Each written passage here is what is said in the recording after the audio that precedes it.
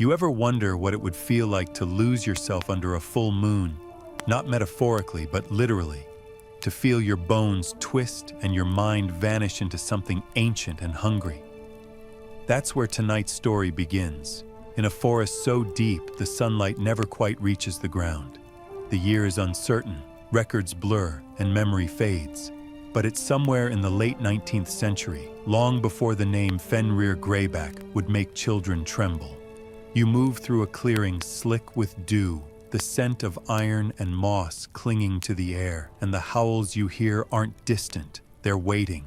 The villagers whisper about a man who stopped being human the moment the moonlight touched him, a hunter who became what he once feared.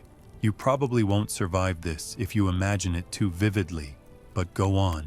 Picture his eyes, not red, not glowing, but glassy, calculating, like something still aware it should be ashamed but no longer capable of it. So, before you get comfortable, take a moment to like the video and subscribe, but only if you genuinely enjoy what I do here. The forest hums with that uneasy magic the old wizards used to call moonbinding, a half-forgotten theory that the moon wasn't a celestial body at all, but a mirror of human conscience. When it's full, they said, it reflects too much. Whether you believe that or not, that reflection found Fenrir and twisted it into a hunger that would haunt the wizarding world for generations. I'm really curious, from which part of the world are you watching this video? Write your country in the comments. Let's see how far this little story has traveled. Now, dim the lights. Maybe turn on a fan for that soft background hum. And let's ease into tonight's journey together. You follow him now. Back to the night that sealed his fate, when Fenrir Greyback was still a man with a name whispered fondly in his village. Not one hissed in fear. The moon had risen swollen and yellow, a lantern hanging over a forest already uneasy with whispers of a creature that tore livestock apart but left no tracks behind. Fenrir, proud and reckless, had sworn to hunt it himself, believing, perhaps foolishly, that bravery could conquer darkness. What he found that night wasn't a beast of legend. It was an infected man, trembling, eyes burning with animal reason. In that brief instant before the attack, Fenrir felt the terrible recognition of what he was seeing, a reflection of his own arrogance. The bite came fast, a flash of teeth, a scream, and then silence so thick it felt like the forest itself was holding its breath. The transformation wasn't immediate. It crept through him over weeks, in fevers, in dreams, in the quiet dread that he could hear heartbeats too clearly and smell fear like perfume. Scholars in later centuries would argue, was lycanthropy truly a curse, or an ancient magical disease crafted by wizards experimenting with lunar energy? One obscure Romanian text even claims the moon was once worshipped as a sentient deity, jealous of humankind's freedom. You can almost imagine it, can't you? The idea that a god's envy could live inside a man's veins. Fenrir's first transformation came with a crack of lightning and the tearing of his own voice from his throat. He didn't die, though many wished he had. He woke covered in blood not his own, and in that first hour of dawn, when guilt might have been possible, something in him laughed instead. And that's how the curse began to feed itself, one heartbeat at a time. You walk through the years that follow, and the man you once recognized has vanished beneath the fur, the hunger, and the slow decay of empathy that comes from never being accepted as either human or beast. Fenrir Greyback doesn't just adapt to his curse, he embraces it. He begins to see the infection not as punishment, but as evolution, a brutal kind of enlightenment. The wizarding world calls him a monster, yet in the tangle of dark forests and hidden dens, others, outcasts, half-bitten, shunned by both wizard and muggle, begin to gather around him. They become the pack of the damned, bound not by blood, but by the shared rhythm of their curses. You stand among them one night, hidden behind a tree, as the firelight flickers across their scarred faces. They laugh too loudly, their teeth flashing in the dark, and the scent of roasted meat, questionably sourced, mixes with smoke thick enough to sting your eyes. Greyback, bare-chested, leans forward like a priest before an altar, preaching the gospel of the moon. "They call us beasts," he growls, "but what's more human than hunger?" The crowd howls, and for a moment, You almost believe he's right. History will remember him as a sadist, and rightly so, but it's easy to forget the world that built him. A world where werewolves were denied work, education, even safe shelter. The Ministry of Magic's Werewolf Code of Conduct, a set of laws written by those who'd never met one, left most like Greyback starving. One Quibbler article from 1938 even claimed that a werewolf underground society was growing faster than the ministry dared to admit. And it was. Fenrir was its beating heart. But the deeper his pack grew, the less human he became. The nights blurred into hunts, the hunts into rituals, and before long, every full moon became a sermon in blood. You stand in the silence afterward, realizing that what truly cursed him wasn't the bite. It was the choice to love the monster more than the man. You find yourself in the aftermath of his sermons, when the pack's laughter fades and the forest fills again with the sound of something far worse. Silence that follows violence. Fenrir Greyback begins to hunt with purpose now, but his targets are no longer beasts or travelers. They are children. He believes corrupting innocence is the truest form of vengeance, that if he can turn the next generation of witches and wizards into creatures like him, the world that rejected him will collapse under its own hypocrisy. It's an ideology born not of madness, but of bitter genius. You watch from the edge of a small village as he moves through fog like a ghost, his senses tuned to every heartbeat within 100 yards. He doesn't howl anymore. He doesn't need to. Fear does the calling for him. In one horrifying act, recorded only in the private journals of a ministry investigator, Greyback infiltrates a wizarding orphanage, leaving no bodies, only the infected. The page ends with the chilling note. He smiled as the children cried, not out of cruelty, but pride. You shiver because it's written like admiration. A fringe theory in the late 1940s even claimed Greyback wasn't acting alone, that a secret cabal of pure-blood sympathizers had used him to justify anti-werewolf legislation. History never proved it, but the whispers never stopped either. You trace his footprints to the edges of a burned settlement and notice something strange. He never killed indiscriminately. Every raid, every bite followed a pattern, a social punishment against those who had mocked or exiled werewolves. Revenge, masquerading as nature. You can almost smell the damp ash, hear the dripping of blood off his claws, and realize that Fenrir's curse had become political, his violence a manifesto. And beneath it all, there's still that whisper of humor, that awful sense that he found the whole moral outrage of the wizarding world deliciously ironic. After all, he wasn't breaking its rules. He was just playing by the ones it wrote for him. You move forward into the era when the wizarding world itself begins to fracture under the strain of ideology and fear, the time when Fenrir Greyback becomes something more than a rogue predator. It's the 1970s now, the first whispers of Voldemort's rise threading through pubs and alleyways. And for men like Greyback, darkness is finally profitable.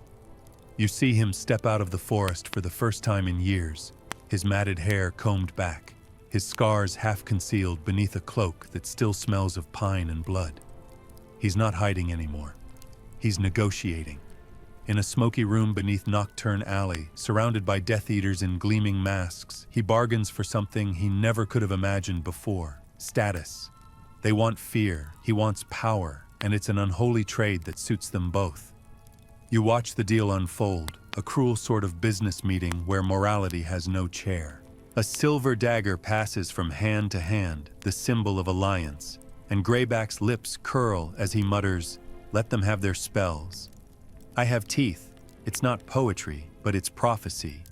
Historical records, yes, even the Daily Prophet dared one half-redacted paragraph, confirm that Greyback became Voldemort's unofficial recruiter, targeting families of dissenters, biting children to turn terror into leverage. But the irony is sharp enough to taste. The pure-blood elites who employed him loathed his kind just as deeply as the ministry did. One scholar from Durmstrang's Department of Dark Sociology later wrote, "Greyback's alliance with the Death Eaters was not devotion, it was demonstration. He proved that the monsters could rule if the aristocrats were weak enough to pay them." You almost want to laugh at the sheer absurdity.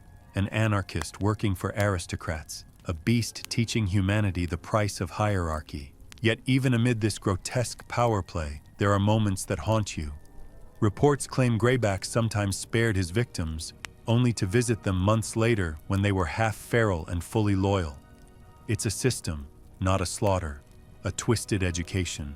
And in a cruel way, you can't help but admire the perverse intellect it took to build an empire of fear out of nothing but hunger and hate.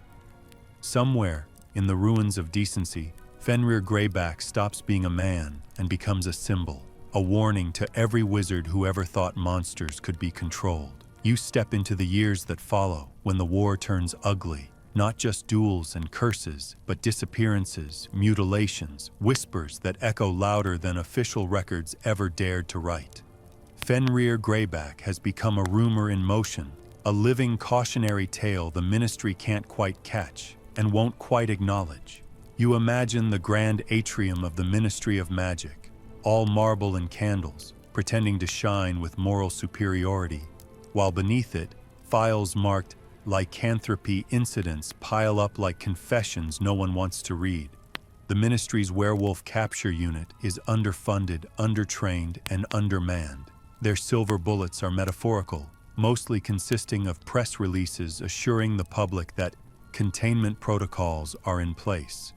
You can almost hear the bureaucrats rehearsing their lines before bed, telling themselves the full moon doesn't rise over their neighborhoods.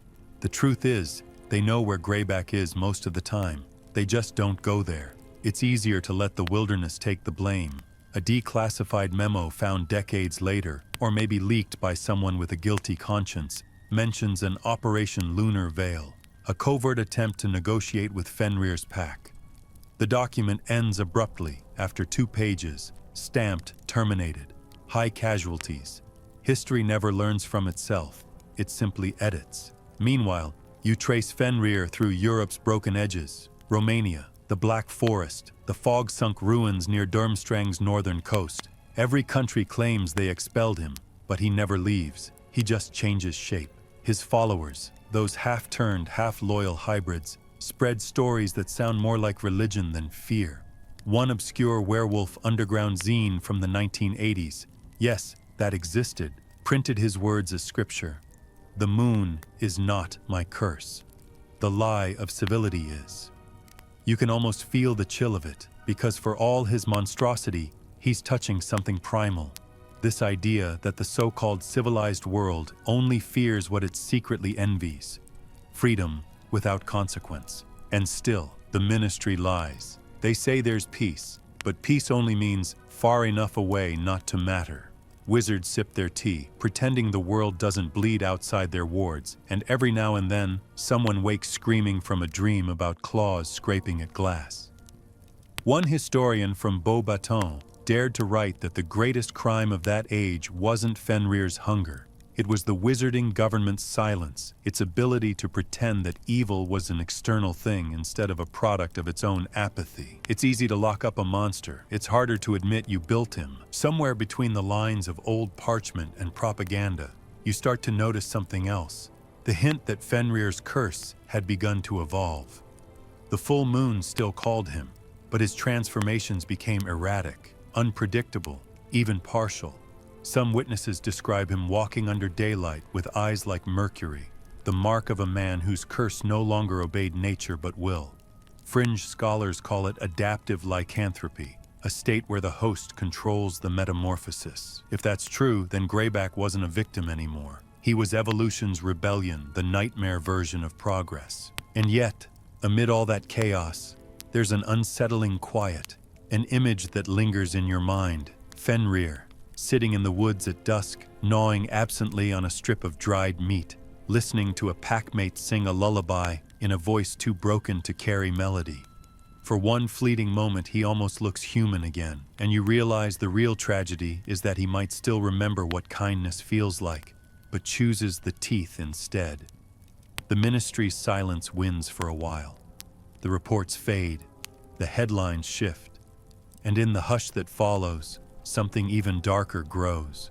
The sense that maybe the monster isn't gone at all, only waiting for another moon, another century, another reason to show the world what it's created. You enter a night that smells like rain and regret, a crossroads both literal and symbolic, the place history will one day call the Silver Crossroads. It's not on any map, but those who survived whispered it lay somewhere between the Scottish Highlands and a dream, a place where the mist rolls so thick that it swallows even magic. Fenrir Greyback stands there, waiting, his body restless, but his eyes unnervingly calm. And for the first time in years, you sense the faint pulse of something almost human beneath his scarred skin. Across from him stands a young Auror, nameless in the records, but brave enough to face the monster everyone else chased with paperwork instead of wands. The moon isn't full tonight, but it's close, one sliver shy of damnation. The air hums with that strange static that happens when two truths are about to collide. You don't have to be this, the Auror says, and for a heartbeat, you almost believe him. Fenrir tilts his head, and there's a flicker of recognition, as though the words unlock some faint echo of the man he used to be. But it fades. "Don't I?" he replies, his voice more sigh than snarl. Then he lunges. You watch the duel unfold like something between dance and disaster. Spells slicing through fog, silver light flickering across wet leaves, claws meeting magic in a rhythm older than either of them. The ground trembles as roots rip and branches burst into sparks. One moment of silence, then the forest explodes with sound. The Auror lands a hit, silver glancing off Fenrir's shoulder, and for a moment he stumbles, his breath ragged, his face twisted not in pain, but disbelief, because silver doesn't burn. It melts. The wound seals almost instantly, steaming like breath on glass. He laughs, and the sound is so low it vibrates in your ribs. Some later scholars call this the night the curse rewrote itself. Adaptive lycanthropy, they say. The first documented proof that a werewolf could resist silver. Others insist it's myth, propaganda, an exaggerated campfire tale. But you can feel the truth pressing in the air. Something ancient inside Fenrir had decided to stop obeying the rules of men or moons. He spares the Auror. That's the strangest part. No one ever explains why. Some say the man reminded him of someone he used to know. Others think it was pity, though that seems almost insulting to the concept of pity itself. The Auror's testimony, what little remains, notes only one line. He looked at me, and for an instant, I thought he was about to cry. The page ends there. The next day, the ministry declared him rogue, uncontainable, priority level Omega, which is bureaucratic, for we have no idea what we're dealing with. You trace the aftermath like footprints through snow. Rumors spread across wizarding Europe that Fenrir was seeking something, an artifact, a cure, or maybe just a reason to stop. There are even unverified letters from a werewolf rights activist named Clara Henslow claiming she corresponded with him secretly. He asked if forgiveness was possible without remorse. One letter reads, "You don't know whether to shiver or sigh." Somewhere in those forests, perhaps in the same fog where he nearly died, the beast paused long enough to question whether it could ever end. And that's what makes this part of the story unbearable, because it suggests that even monsters still hope for mercy. You feel it in your chest, that painful tug of empathy you wish you didn't have, because it's easier to hate the beast than to understand the man. The moon rises again, clouds drift like curtains, and the crossroads vanish as if swallowed by the night. But in that brief silence before the next scream, you realize something profound. Fenrir Greyback wasn't just cursed by a bite. He was cursed by memory. The worst kind of curse, the kind that remembers what it destroyed. You find yourself deep inside the archives of forgotten history now, where parchment curls from damp and secrets hum through the ink. This is where legends begin to rot into facts, or where facts, tired of being denied, decide to masquerade as legends. Fenrir Greyback has become both myth and metaphor, a living paradox stalking the margins of magical history. His name isn't spoken in the halls of Hogwarts, not even in defense against the dark arts lectures, but you feel his shadow in every lesson about containing darkness. You can almost picture the professors pausing before mentioning werewolves, adjusting their tone, as though the curse might overhear. But you, sitting here under candlelight, dare to dig deeper. You leaf through crumbling manuscripts, banned field journals, even Muggle folklore disguised as children's stories, every one of them describing the same thing: a beast that walks upright, speaks like a man, and howls like it's praying. Some accounts insist Fenrir is immortal now, that his bloodline outlived him, evolving with each generation of moonlight. Others claim his spirit roams the forests of Albania, drawn by the whispers of dark wizards seeking fragments of Voldemort's broken power. Then there are the eccentric researchers, the kind the Daily Prophet calls lunatics until they turn out to be right, who suggest lycanthropy isn't a disease at all, but an ancient symbiosis. A magical scholar from a long-lost Eastern coven wrote that the first werewolf wasn't bitten but blessed, chosen as a vessel for lunar consciousness. To them, Fenrir was not cursed, he was reawakened. You let that thought sit for a moment, feeling the shiver crawl up your arms. What if, in some twisted cosmic sense, he was never the villain of his story, but the only one who remembered how magic used to be, raw, wild, and free from bureaucratic control? The debate stretches across centuries. Wizards argue whether lycanthropy was punishment or protection, weapon or warning. One particularly bizarre theory published in the Wizard's Observer proposed that werewolves were the moon's immune system, created to purge humanity's arrogance. It sounds absurd, but so does everything before it becomes doctrine. You close the imaginary book and stare into the firelight flickering across the floorboards, realizing that perhaps every age invents monsters to justify its fears. And maybe Fenrir simply refused to stay within his assigned role. You picture him wandering through time now, neither hunted nor free, trapped in that liminal state where even the moon grows tired of seeing him. Sometimes he appears in stories told by drunken sailors, sometimes in the nightmares of children who have never heard his name but swear they saw his eyes in their dreams. There's even a curious Muggle record, a 1956 psychiatric report from a hospital in Prague, describing a man with teeth of silver and no reflection, who escaped during a full moon, leaving claw marks on the tiled walls, spelling, "Moon remembers." Scholars dismiss it as coincidence, but you know better.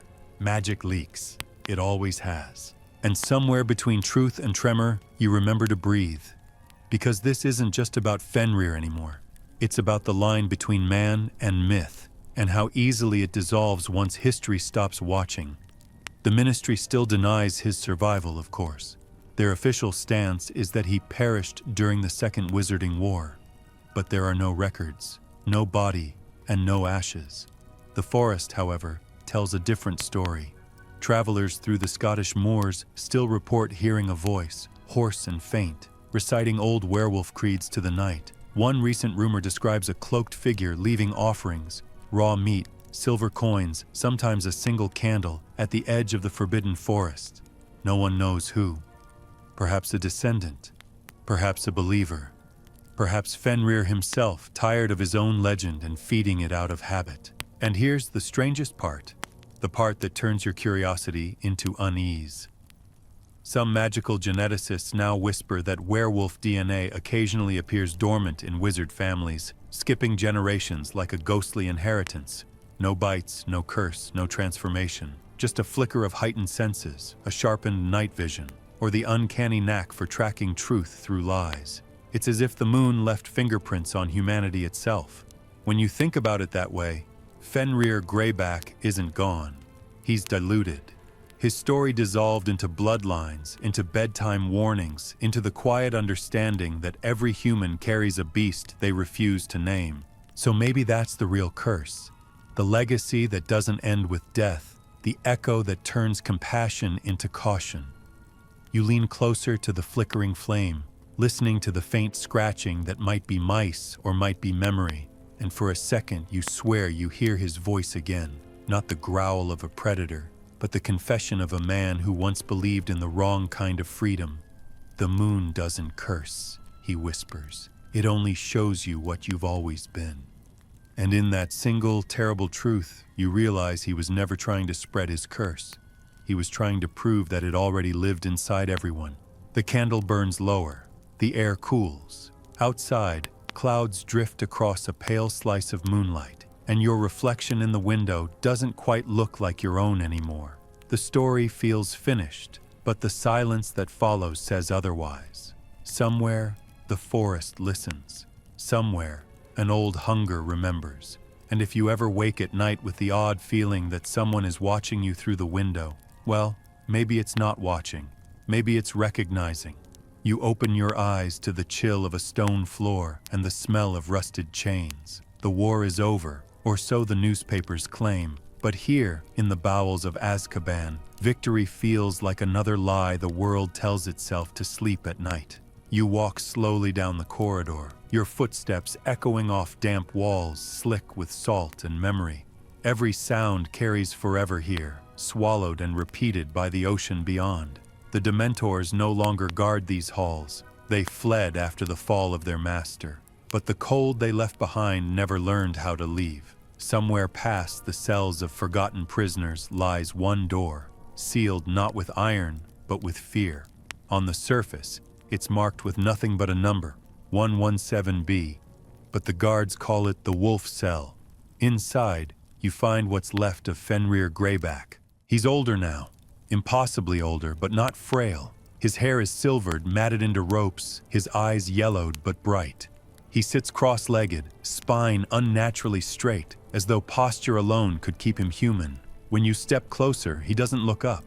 He sniffs the air instead, and a faint smirk curls his lips. "Still sending children to look at me?" he rasps, voice like gravel grinding underfoot. For a moment, you forget he's the monster they warned about. There's wit in his tone, even a kind of weary humor. The file on the table beside you, weathered parchment labeled Prisoner Greyback, Fenrir, condition, uncontainable, is thick with reports. Multiple failed executions, inexplicable healings, full moon transformations, suppressed without potions. Adaptive lycanthropy, the Medi-wizards called it, but none dared study it long. Too many went missing. Too many forgot themselves after staring into those eyes for too long. The guards tell stories in whispers, that during storms, his voice carries through the corridors, reciting verses no one recognizes, something between prophecy and poetry. One of them, a young guard from Wales, swears he heard Greyback speaking to someone unseen. "She still calls me," the prisoner said. "The moon. She forgives more than men do." The guard quit the next morning and joined a Muggle fishing boat. You don't blame him. It's easy to forget how many wars end in dungeons like this. How many monsters outlive their myths simply because no one dares to watch them die.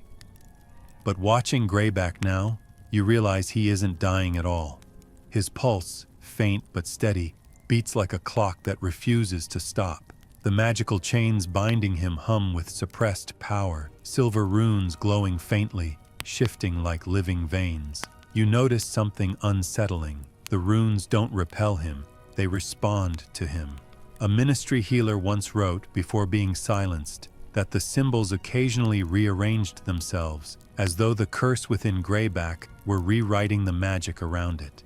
He called it the reflection paradox, the idea that containment spells begin to mirror what they try to suppress. A chilling thought, really, that even Azkaban itself might be learning from its prisoner. You sit, perhaps foolishly, on the cold floor across from him. "Do you remember them?" you ask without thinking. "The victims, the pack, the children?" He doesn't answer immediately. His breath fogs the air, and then quietly, he says, "Names fade." The hunger doesn't. You wait for the sneer, the cruelty, but it doesn't come. Instead, there's a strange gentleness in the way he looks at you, as though he's testing whether you'll flinch. "You want remorse," he mutters, "but remorse is for those who stop believing in their cause. I never did." Then almost absently he adds, "But I remember the smell of sunlight." It's the closest thing to regret you'll ever hear from him. For a moment, the monster and the man merge into one exhausted shape, caught between survival and surrender.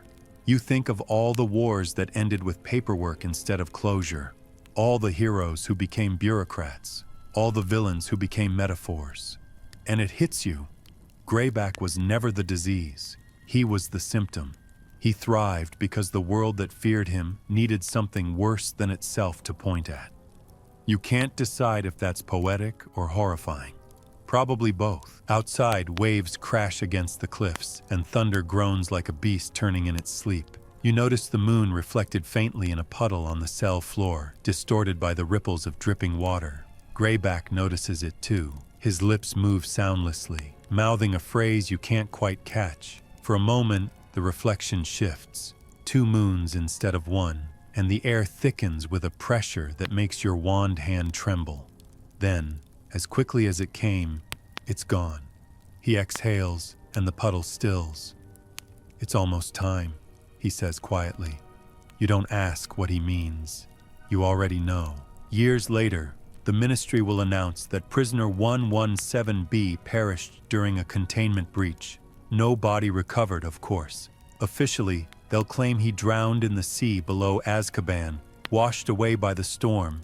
Unofficially, the guards say the moon was new that night, dark, invisible. They swear they heard howling, not from the cliffs, but from beneath the waves. And if you stand there long enough, with the wind biting through your robes, you might hear it too. A low, rhythmic pulse, like a heartbeat echoing through water. Maybe it's just the tide, or maybe the curse, at last, learned how to breathe underwater. And here's where you have to decide what to believe. If the story ends here, it's a tragedy. If it doesn't, it's a prophecy. Either way, the moon rises on schedule, indifferent to your conclusions. The world forgets, as it always does, and somewhere far from the shore, something that once was Fenrir Greyback looks up at the night sky and smiles, not because he's free, but because he never needed to be. You return, at last, to the edge of the forest, the same forest where it all began. The air feels older now, heavier, as though the trees themselves have been keeping secrets too long. Moss drips from twisted branches like old wax, and in the distance, a single owl calls out, unanswered. You step into the clearing where the moonlight once chose him, where Fenrir Greyback ceased to be man and became legend. The earth remembers him. The ground here is soft, blackened by decades of storms, but still pulsing faintly underfoot, as if the curse never truly died, only sank deeper into the roots. Tonight, you are alone, or at least you think you are, until a gust of wind carries a voice that isn't wind at all. It ends where it began. It whispers. You know what that means.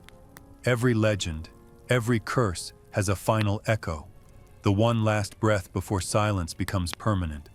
Scholars would later debate whether Greyback died in Azkaban, in the sea, or somewhere nameless and wild. But you sense the truth. He came back here. Not to hunt, not to hide. To finish the argument, he began with the moon itself. You picture him standing in this clearing again, older but unbroken, his body half shadow, half man, his voice quieter now.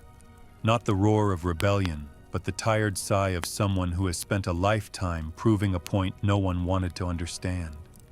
There's no pack around him, no audience, no trophies, just him, and that ancient white eye hanging above.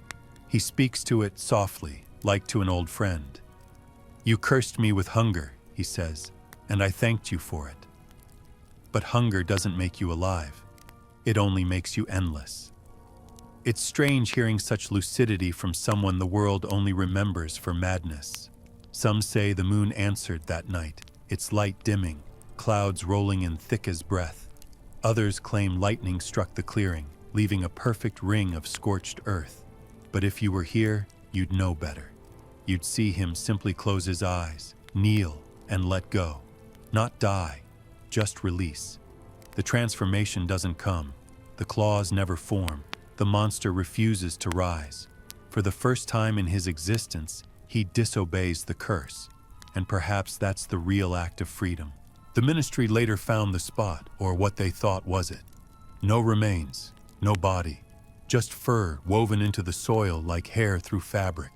The forensic charms detected no trace of life, yet the forest refused to grow over it. Even now, if you walk here under a full moon, you'll find the ground warm, humming faintly like a heartbeat. Magical theorists have tried for decades to explain it. Some say the transformation energy became self-sustaining. Others claim it's merely residual curse resonance. But those who camp here overnight tell a different story. They wake at dawn to find claw marks in the trees, fresh, shallow, deliberate, forming patterns like runes. No one has deciphered them, though one linguist from St. Mungo's noticed something unnerving. Every mark corresponds to a letter in the ancient word for mercy. It's not the ending anyone expected for Fenrir Greyback, a creature of blood and horror, leaving behind a word too gentle for his reputation. But maybe that's the point. Maybe legends distort because the truth is too unbearable, that even monsters grow tired of being monsters. You imagine him watching from beyond the veil, a faint smirk tugging at his lips, amused that the same scholars who called him savage now argue over his philosophical implications. There's even a growing cult, half scholarly, half deranged, that venerates him as the lunar witness, a symbol of self-liberation from magical morality. They meet in secret under waxing moons, chanting old wolf hymns, believing that by embracing their darkness, they're honoring the purity of instinct. You'd laugh if it didn't feel so eerily familiar. Humans never change. They just rename their hungers. Still, one thing remains undeniable. His story altered wizarding history. After his disappearance, the Werewolf Registration Act was repealed, the ministry forced into reform. Young werewolves were granted education, housing, access to wolfsbane potion. Even the old family stopped whispering the word beast quite so freely. Fear doesn't vanish, but sometimes it exhausts itself into empathy. Perhaps that was his final victory, not redemption, but relevance. The idea that even horror can leave behind healing. The greatest irony, really, that the man who once spread the curse of the moon would become the reason others learned to live with it. And yet, when you look up at the sky tonight, the moon seems a little different, brighter, colder, aware. You wonder if she remembers him too. The legends say that on rare nights when the clouds part just right, you can see a shadow cross her surface. Not a man, not a beast, but something between, pacing slowly as if patrolling the edge of memory. The astronomers dismiss it as optical illusion, lunar mist, a trick of the eye. But deep down, you know.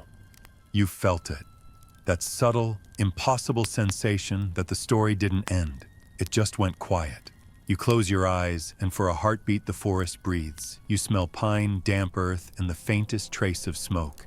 Then, from somewhere impossibly close, comes the low rumble of a growl. Steady, patient, almost protective. It doesn't lunge, it doesn't attack. It just stays, watching, waiting, as if guarding something sacred. Perhaps the memory of the man he once was, or perhaps the fragile peace he finally earned. You don't run, you don't even move, because you understand now. What cursed him wasn't the moon or the magic or even the hunger. It was the world's refusal to believe that monsters could ever stop being monsters. And maybe as you listen to that breath beneath the trees, you start to forgive yourself for believing it too. Because in every story like this, there's always a mirror somewhere, and it's never the monster that looks away first. The forest grows quieter now. The moon hides behind a drifting veil of clouds, and the last of the night birds settle into sleep. The earth exhales. Even the trees seem to lean inward, listening for the calm that comes after centuries of unrest. You let your shoulders drop, the tension leaving like water spilling from a cracked cup. The story feels finished, its edges soft, its echo gentle. Somewhere, the waves lap at the coast, steady and slow. Somewhere, the wind carries a name that no longer needs to be spoken. You breathe deeply. The air tastes faintly of salt and ash, but also of renewal. The kind that only comes after understanding something too vast to fear anymore. The darkness around you isn't cruel now. It's comforting, protective. You realize the forest, the moon, even the legend, all of it is just a lullaby in disguise. A reminder that no curse is truly eternal. only misunderstood. If you listen closely, you might still hear the faint rhythm of footsteps fading into the mist. Not hunting, not fleeing, just walking, steady, endless, at peace. You smile, knowing that maybe that's what freedom really sounds like. So close your eyes. Let the forest drift away. The moon watches, softer this time. The night holds you gently, like an old friend with nothing left to prove. You are safe now, and the story, at long last, can rest.